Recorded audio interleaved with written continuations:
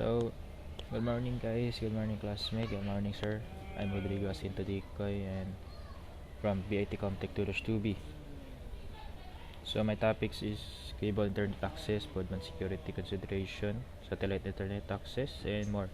So, my report is more on internet access and troubleshooting and safety procedure. Okay. Cable internet access. So, cable internet access is an always on internet access method and available in area that have digital cable television, cable internet access, and attractive mini small business and home offices user because it is both inexpensive and reliable.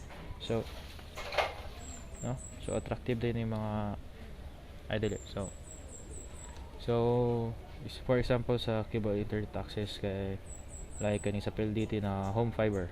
So home fiber mo na isa example kay naka optic cable na siya na gikan sa poste padong sa inyong balay. So ginagamit na siya sa mga balay-balay kay barato and reliable. So kay unlimited man na iyang mga plan like di pareha sa prepaid na mga plan kay limited. So connectivity is achieved by using device called cable modem. So modem dili na siya mogana ang internet ug walay modem kay mo na mag-provide sa mo na murag ang wire mura na iyang agihanan pero ang tigpagawa sa internet kay ang modem. So it has a coaxial connection for connecting to provider outlet and unshield twisted pair UTP. So UTP is kani mo na iyang ginagamit na UTP cable na nang RG45 sa every likod. UTP connection for connecting directly system or to hub, switch or router. So need ta og hub ug switch if ganahan mo mag hatod sa inyong internet na inyo taganhan mo sa inyong kwarto mo abot inyong internet dito na island. So magbutang mo og switch para na every kwarta nyo mabutangan nyo og kaning RG45 na saksakan, diba? So kanata the actual speed of connection can vary somewhat depending on utilizing the shared cable line in your area. In a day-to-day application, the nationwide average approximately 32 Mbps. So 32 Mbps kuno ang kining average download speed daw sa cable internet diri sa atua. Then 9.6 Mbps sa upload. Then na sample. As can you see, no? Mas mubo jud ang upload kay kining mo jud nay makita jud ni permi. Panagsara ka na mo taas ang upload kontra sa download, mas taas jud na permi ang download. So kana yellow mo na ang kanay no para katulang murag nakalimot na pero grabe na jud mo na ang UTP cable kanay So next sa cable troubleshooting procedure ata in a general cable internet access is a low maintenance system with a few problems. So no low maintenance jud kay wala na maka-maintenance jud ana ay cable naman gud na god direkta sa imong modem unlike sa mga DSL manay kuan. When problem do occur, you can try various troubleshooting measure. So if naadjay problema muharang try og mga simple na pagkuan na tahay ang kato yung linya tanaw nimo na nakasaksak ba sa imong modem basin na ibot ba ba or naputol ora wala na line.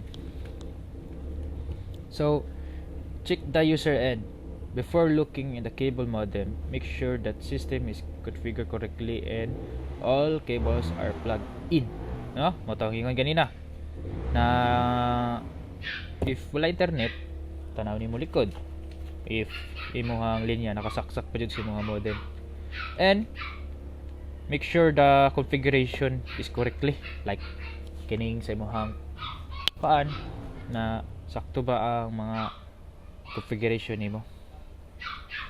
If a hub switch or router is used to share the cable internet access among group computers, make sure that device is incorrectly function. So tanaw nimo og ang hub ba nimo nag-function bag tarong or guba, like ang mga saksakan guba, diba? Tayon sila to nag-record pa. Okay, record. So tanaw nimo og nag-function ba imong hub, kay abi nimo ang modem guba, ang hub ra day nimo kay dili na magtarong ang iyang saksakanan. No. Wait. So check the physical connection, like DSL modems cable. Modems have 3 connection, one for the cable signal, one for the local network, and one for the power. Make sure that they have all absolutely plugged in. So no, sa first kanang iyang giingon na plug in na kuan ning internet ay cable internet, so mo na kanang linya nimo tanaw ni gani mo og nakasaksak pa. Then ang ikaduha kay kaning imong kaduha kay kaning imong power tanaw jud nimo og nakasaksak ba sa power outlet ang imong power. If wala, di jud siya under. Diba?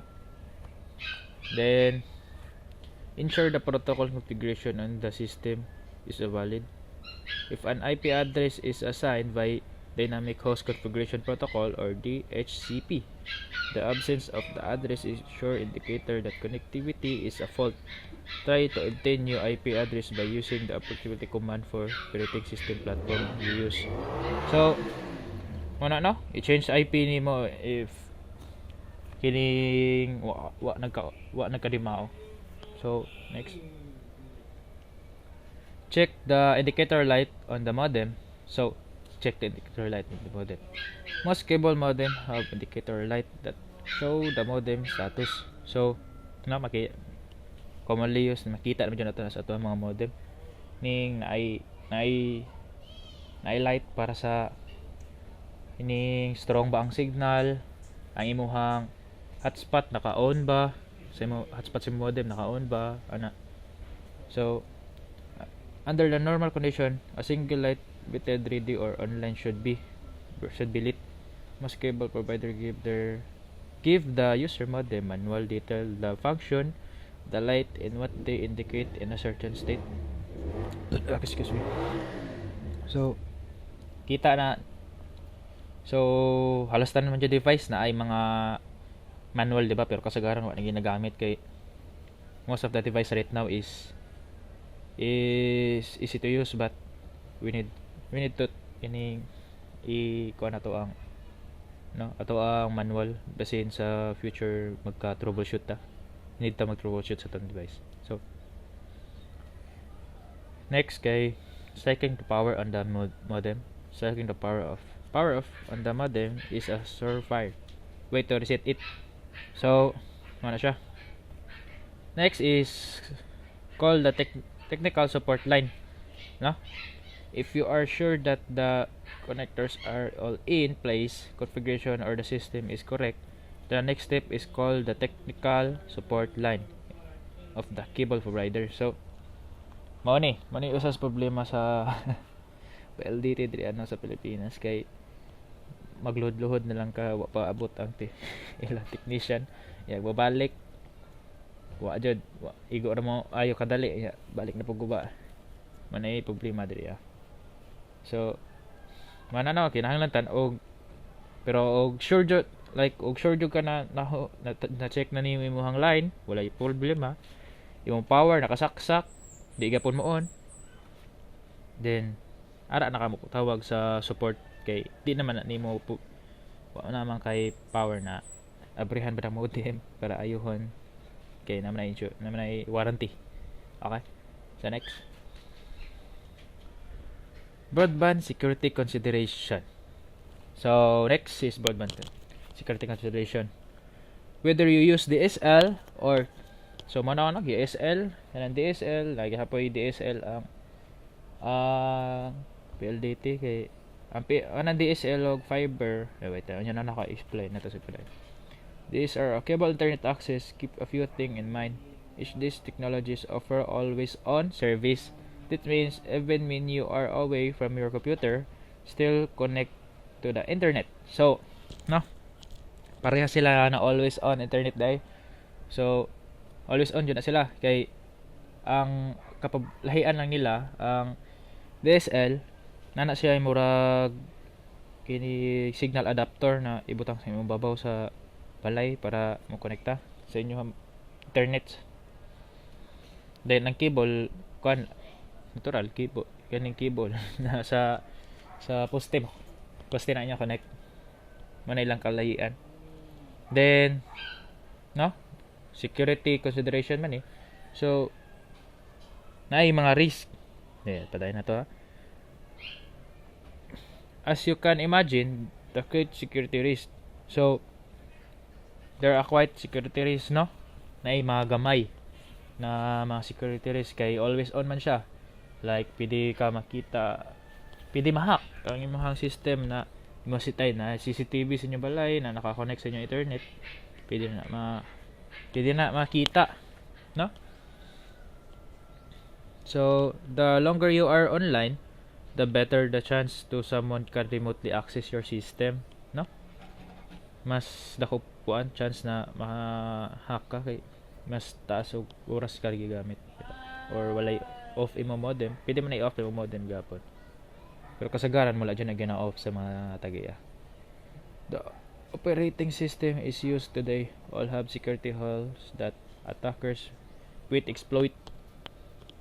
These attackers often focus on technology such as email or open TCP UDP ports. So, ano siya no? Mga next kay combining OS security holes with always internet technology is such a dangerous mix. Today, DSL and cable internet connection must be protected by mechanisms such as firewall. So, firewall, na sa to ang computer, di ba? Naka built-in na ng mga firewall. So kasagaran gina-off na to na kay natay buhaton na basta download tag kining mga sa restricted na website. Kinahanglan na iyon na i-off ang firewall kay di maka-connect. Pero manay pulos dyan na mao kay kana sa mga restricted na site kay na may mga taas medyo grace diha na sudlan kag virus or mga haka.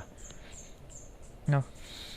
Sa the firewall offers features such as packet filtering. Packet filtering kada musud sa imong kuan ilahang i-scan. Packet filtering and a network addressing translation or not. The firewall can be third-party software application installed on the system or it can be hardware device. So pwede siya software na naka-install na sa imong PC or pwede po siya hardware.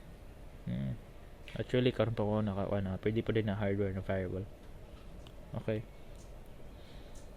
In addition to a firewall, it's quite important to ensure the operation system to use completely up to date in terms of service pack security update. So need na nimo siya i-update no? Kay ang mga programmer or mga kanana magsige mag-update ning mga virus code. So need po na i-update nimo imong firewall or Today, client system typical offer automatically update feature that alert you when security update is available. If you diligently follow the few security measure, both DSL and cable internet can provide safe internet access. So, kung nagsunod lang jud ka sa ilahang mga ilahang gipang storya or ilahang kuha sa manual ay makaka-provide sila safe internet access. No? So, next. So, satellite internet access. So, satellite internet access, many people take DSL and cable internet access for granted, but this technology are not offered anywhere. So, natural satellite internet access is expensive, di ba? Kay kuan mo na siya. Panagsara na makagamit kay ang ato adyo diri DSL og cable internet kay mo ay reliable og mo poy nindot. Mo jay nindot jud. Mas nindot ang DSL or cable internet access kontra sa satellite internet access. Nako ihatag na example karon kay naay bag-o ro na like kaning SpaceX nagbuhat sila Starlink. So unya ako ako ang i-explain nga na siya.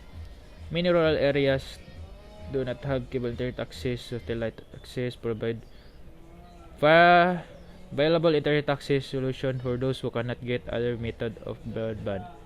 So ngani ang makuha ra ni kasagaran ni satellite internet access no ay kaning mga way ma-offer na DSLR in cable. So mao jud ni siya, mura ni siya og pang last resources. Pang last resources ni siya. Wait, may nag-chat. Pang last resources ni siya na pang last resources ni siya kay naman ni siya sa last i-ham ni explain. Wait ha. Satellite internet offer always on connection with a download speed considerably faster than all dial-up connection. Satellite access does have few drawback, though such a cause high latency. So kanang high latency mo na atong ping, no? Ping. Taas atong ping sa mga satellite internet access kay layo kay siya gikonektan. Napasa sa dili man ni siya sa space pa pero nana ni siya sa outer orbit sa murag padong na outer orbit sa Earth, di ba? Mao ba na? Okay. Latency is the time take for signal travel back and forth from satellite. Although satellite internet is lower than more than costly than DSL, so mas hinay jud ang satellite internet access no kontra sa DSL or cable. It offers more attractive features. The first which is portability. So portability, no? Madada, pili biskan asa ka. So dara, mo ni ang gingon as kuan buhat sa Starlink, SpaceX. So kana siya mo lihok-lihok na ang kaning murag pan na mangita siya sa satellite asa dapit. Then kanang pikas mo na modem or router na mag-kuan sa imong internet. So ibutang pa rin mo siya sa babaw sa imong atop no or bidira diha basta wala lay kahoy na makasagabal sa iha. Mo na maka kuha o kuan. So kana beta testing pa na siya karon mo na ilahang bag-o na feature. So next, home satellite troubleshooting procedure. Your ability to troubleshoot satellite internet connection might be limited.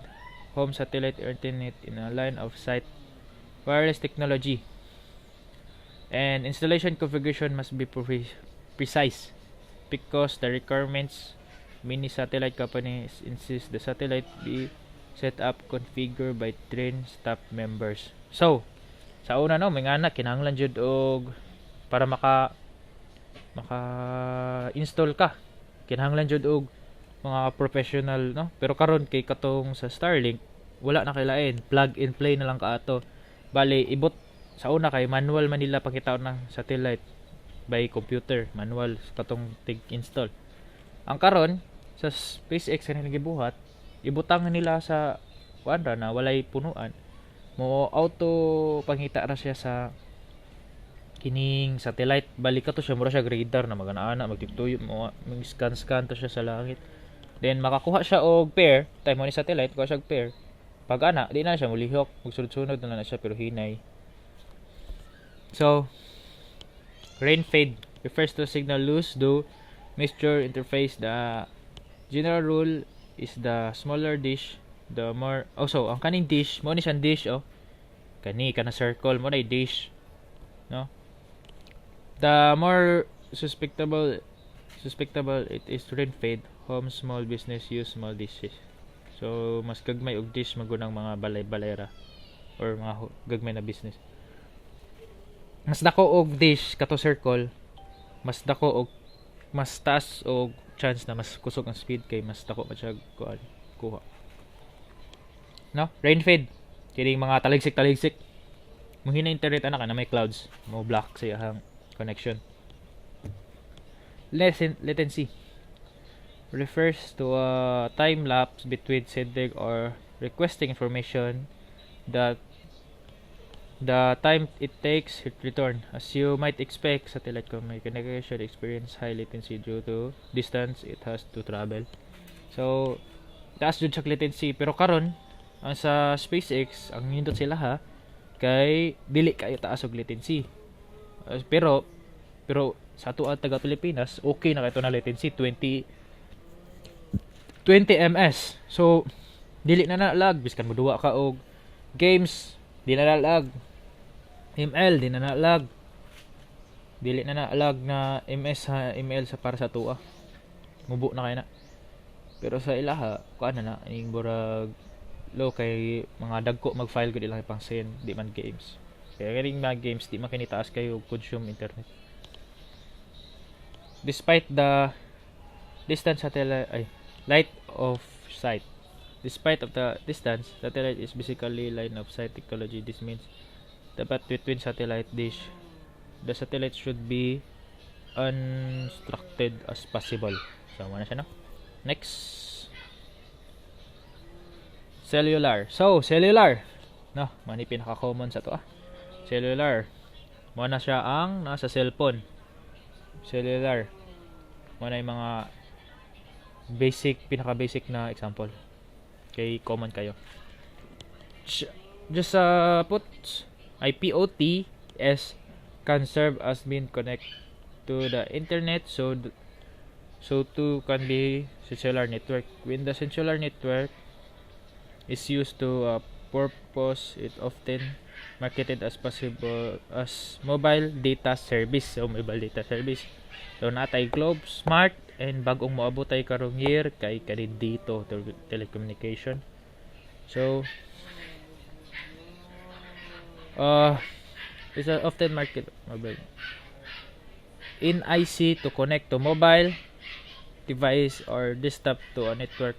One technology that enable this long-term evolution, LTE.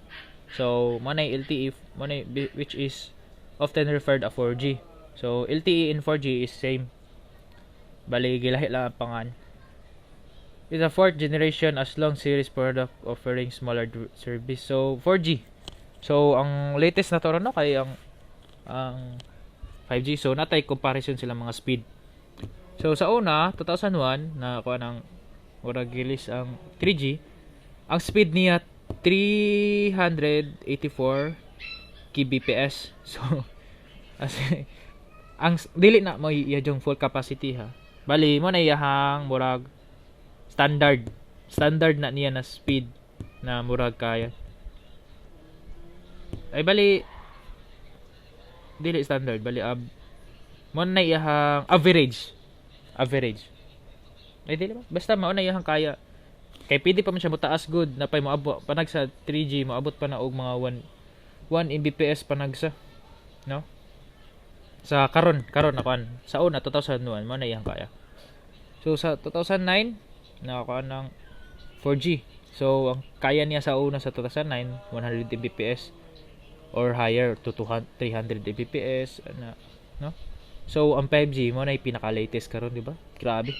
Pwede ko no ka mag drive ug sakyanan na sa daan pero naka sa balay kay grabe ang latency grabe ka muboy ang latency and speed, no?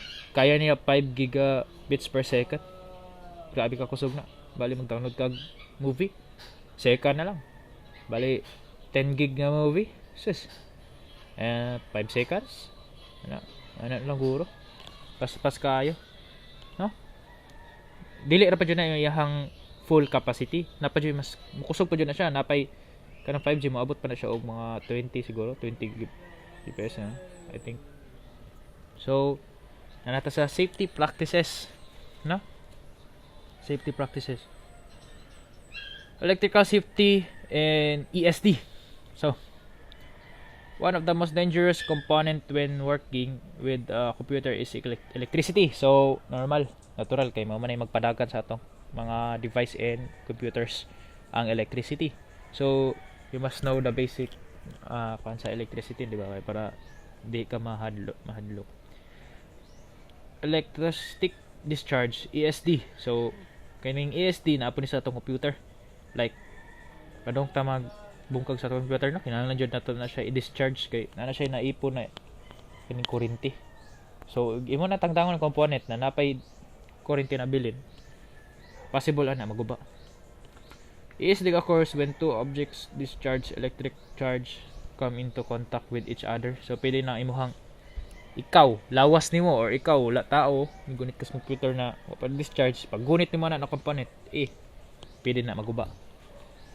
So human as well. Di ba? Damage electric component in human as well. Proper is the precaution include wearing an anti-stick wrist strap. The properly grounded yourself. Mag-groundan juga.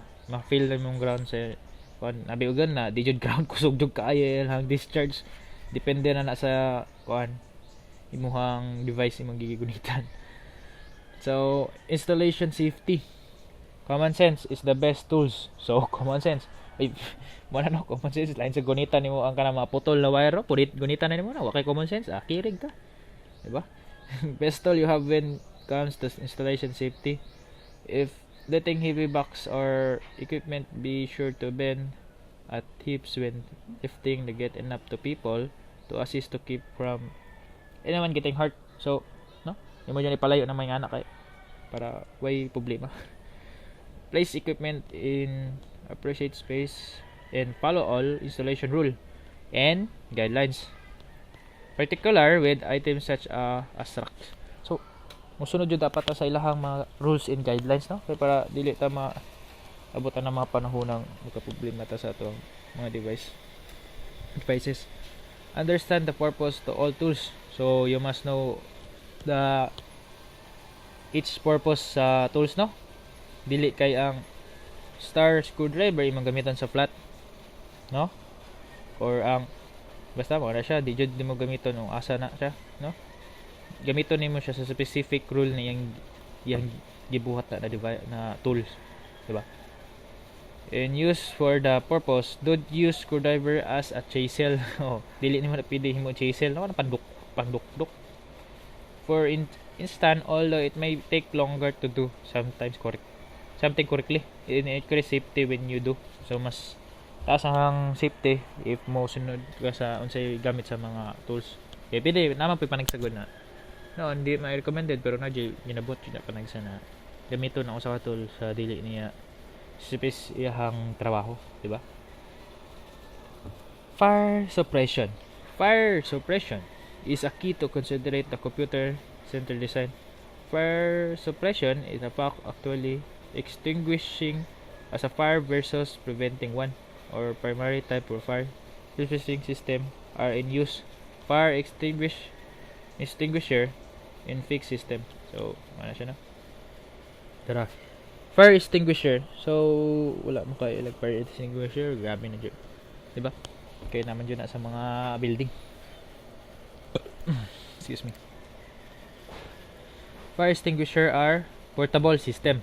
No, portable na siya. And papilit na mas kilid-kilid sa every side or side jud sa mga building na manay ibutang kay para in case of emergency makuha ra magamit itso. The selection of fire extinguisher is a critical. For primary type of fire extinguisher are available classified by types or fire type put out A, B, C, and D table. So, abi nimo ang fire extinguisher na usara na siya kakasi na mo na siya. Pero na siya mga types like kung unsay nasunog mo na may buga. Dili nang basta-basta lang kagbuga. Dapat kabalo ka unsay magigamit. Kay na may para sa kahoy, para sa bakal, para sa tubig. Na siya. No? So, dara example. Ang A para sa wood and paper. So, ang paper, wood magyapon ang gikan. So, mana siya no? Sa large water or chemical. Mana yung redundant composition. Largely water. So, mas daghan yung water or chemical. Sa B, kay flammable liquid like gas, anything, basta mo kayo na yung liquid. No? Yung redundant composition ay fire redundant chemicals. Tapos sa C, electrical. Like, kaning mag-spark na kuryente. Maara ka na mo gamito, no? Yang composition kay non-conductive chemical.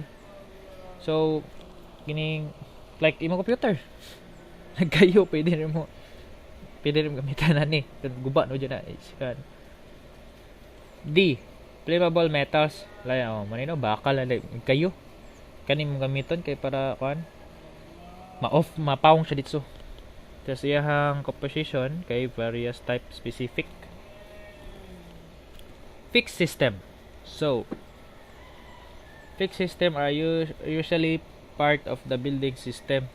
The most commonly used fixed system combine fine detector with fire suppression system, where the detector usually trigger either because of rapid temperature change or because of excessive smoke.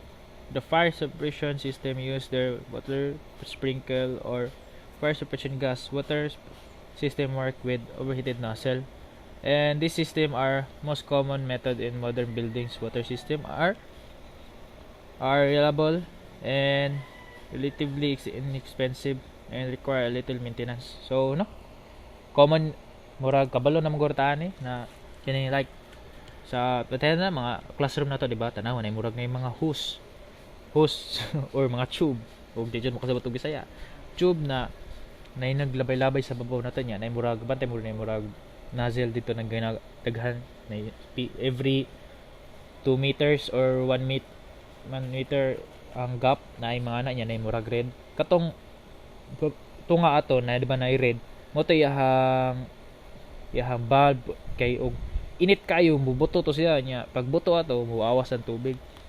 Tas ang katong sa smoke bantay mo na murag na circle na kuan plastic pag masudlan tog smoke mo to kuan na pabuto niya ang mga muzzle puto mo gawas din ang tubig mo nang bawal jud mag smoke ay mag paaso sa sulod sa mga room, di ba? Kay tungod ana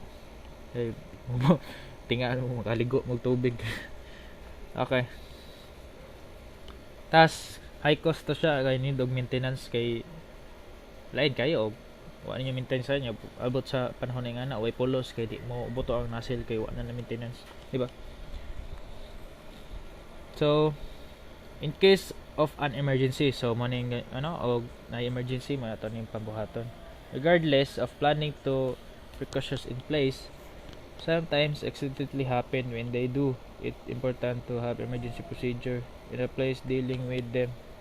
You should have a layout building handy that can be referred in case building must be evacuated and have a fire escape plan. They all employees are aware of. Make sure they know the safety emergency exit and you have working emergency alert system in place. So dapat iyong mga emergency exit no na kanang dali ra makita dili nang tago ayo tago diyan yung mga emergency exit. So or ganahan mo buhat og mga balay, di ba? Mo diyan importante kay wala takabalo sa mga hitabo, di ba? Make sure they when your system fail, they do so appropriately. The two method responding failure are fail open to fail close. Failing open means the thing are essentially left they are when problem occurs, and failing close means the system are shut down when the problem encountered. The correct response depending on the situation, the type of system you are working. So wala siya no, daghan na kita nag excuse me. So next kay installing and configuration equipment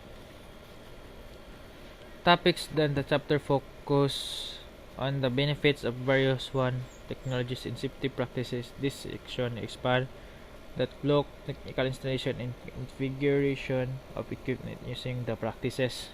No? Distribution frame. A distribution frame is a concept from telephony of various situations. You have main distribution frame, MDF, and various intermediate distribution frame, IDFS. The MDFS is termination point where cable originate from. Everything lesser than that. Switching station are IDF where those come into play with most network with wiring closet. So cable management. So one isa sa pinaka-importante, di ba? Cable management. If you have ever looked in a telecommunication room, you have probably seen distribution block and more commonly called patch panel. A patch panel is a freestanding or wall-mounted until the number of RJ45 ports connection in the front and the way look like wall method hub without light emitting diodes. LED or LED. The patch panel provide the connection point between network equipment such as hubs and switches and ports which PCs are connected, which normally distributed throughout the building. So mananggingan nga ano kinahan mo inyong kwarto, isig ka kwarto na yung mga LAN ports, kinahan mo o kinahan jud mo og mga switch and hubs kay para masaksakan ninyo. Okay, next, power management. So power management is a great configuration. Maybe network just cannot be run without a power. So nastorya na po ni ganyan na di dyan na mo under o way power nakasaksak sa plug. When you decide the network, make sure the include the power converter, step voltage down, power inverter, which is the power up. Redundancy should be circuit become unstable, and plenty UPS and uninterpretable power supply device. So mo na siya, no, kaning UPS gamit na siya sa computer kay like mag blackout or brownout kay gamit na siya kay baka nakay time na para ma-save mo mga files na gibuhat kay di na siya mapawong ditso na siya power bank sa ihang sud na mag-charge na para mana safety ug maka-shutdown kasi mo device ba. Device placement and labeling. So na imong butangan sa imong mga computer ug na plaster ba na diha wa ba nagatakilid kay basi matagak na ano ba. Device placement is important to safety reasons, electrical access, and for airflow. Wait, lubat na. Make certain you install each device safety in accordance with manufactured recommendation. Make certain as well that you carefully label and document everything in that you do. So, rack system.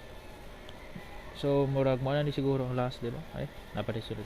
Rack system, the most server room are now nothing more than rows or rack. When dealing with those, know the security is important, both physical. You cannot have them tumbling over. So, di naman sa PD di ka asay pang butang-butang, no? Hinanglan jud na siya naka rack system. Rack system, mura na siya kuan god rack sa libro. Na ibutanganan na specific ba na yung mga row, no? And access wise, you have need to carefully monitor them. So, access for environmental condition. The four main components of rack system are the following. Server rail rack. These are the rail that hold server with the rack. So money, no? Kaning dali ra sabton. Two post rack. The name implies the servers attach the rack system to location on one each side. 4 in the next one is the 4 post rack. The server attached to the rack system and a 4 location to each side. And the last one is freestanding rack.